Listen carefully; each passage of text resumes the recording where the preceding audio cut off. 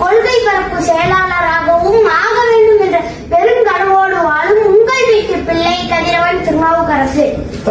என் பெருமைக்கு உரியவர்களே, உலகின் 8வது வல்லலாம் டாக்டர் புரட்சி தலைவர் எம்ஜிஆர் அவர்களால் தோற்றுவிக்கப்பட்டு இந்தியாவின் இருப்பு மங்கை நவீன காலத்து வேறு நாச்சியார் அடக்குமுறைகளை இரும்பு கரம் கொண்டு அடக்கிய தங்க தாரடை டாக்டர் புரட்சி தலைவி அம்மா அவர்களால் கட்டமைக்கப்பட்ட அனைத்து இந்திய அண்ணா திராவிட முன்னேற்ற கழகத்தின் எத்தனையோ